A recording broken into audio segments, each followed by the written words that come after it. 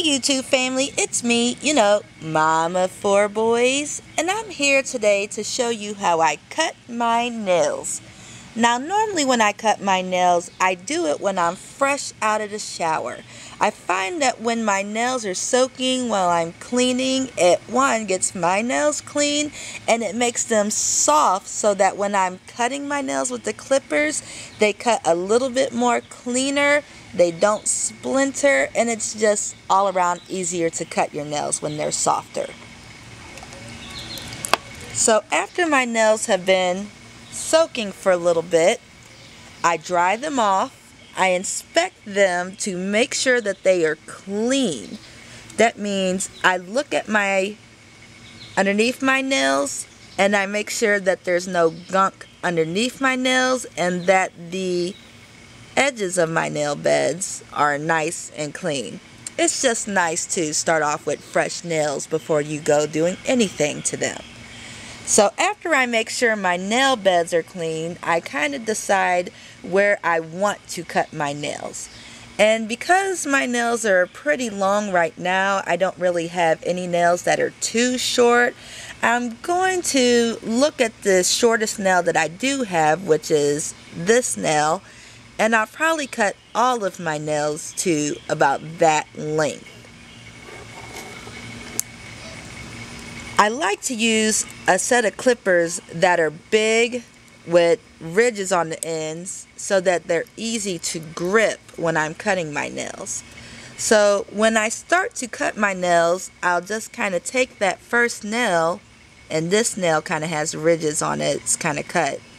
And I'll start at one end. I never just cut little bits and pieces off. I always want to take the least amount of clips to get that nail off. So I'll start all the way at one end, and where the nail kind of is attached to my nail bed, I'll take that shape and kind of follow it along using that as the guide for my nail. And usually when I cut my nails, it takes about 3 clips. I like to clip one side, the middle, and then the other side. And if there is like an edge that I don't like on there, I'll usually just clip that a little bit so that edge is a little neater. That one doesn't need to be cut, and this one just needs to be a little bit lower. So like I said, I'll start on one end, clip, clip, clip, go to the next one, clip, clip. That one didn't take 3. As you see right there, kind of messed up, so I'll need to take that down with the file.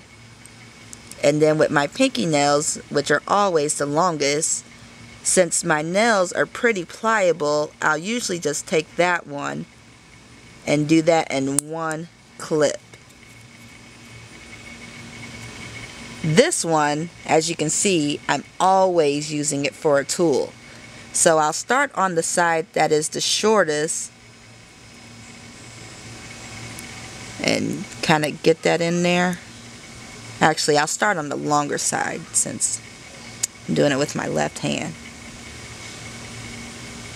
Clip, clip,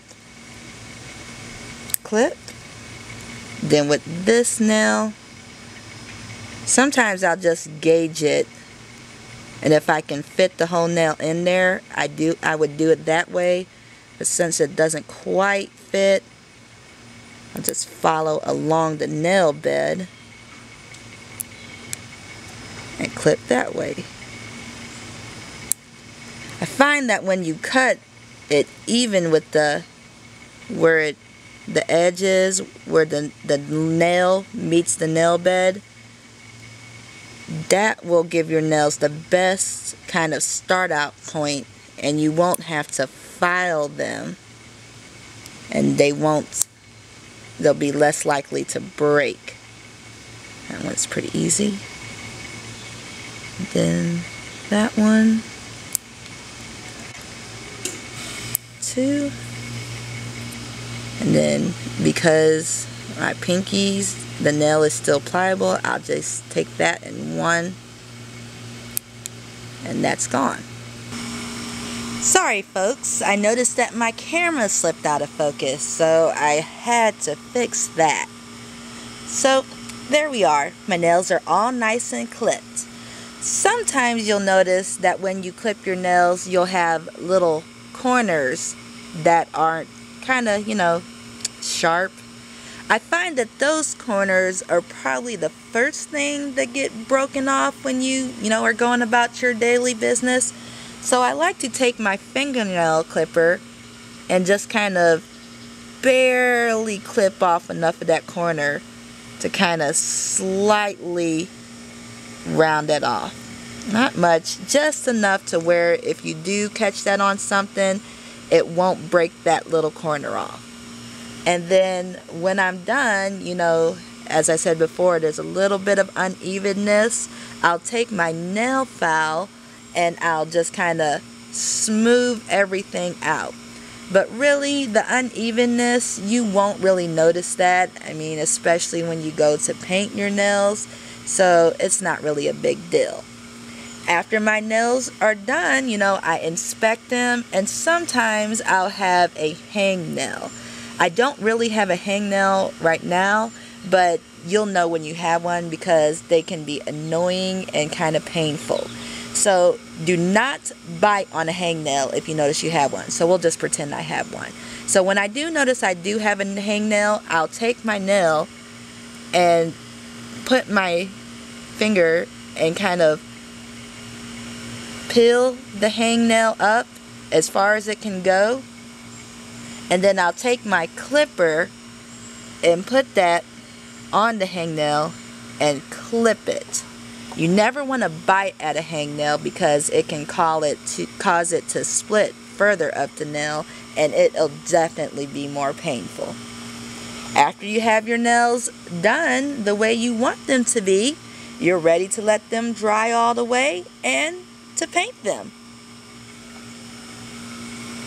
So if you have any questions or comments, post those below. I'm always happy to help. And give me a thumbs up if you like. Oh look, there's a little ant. You want to be in our video. And as always, subscribe.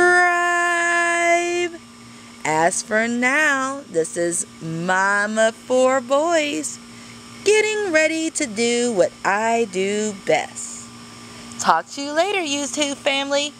Bye.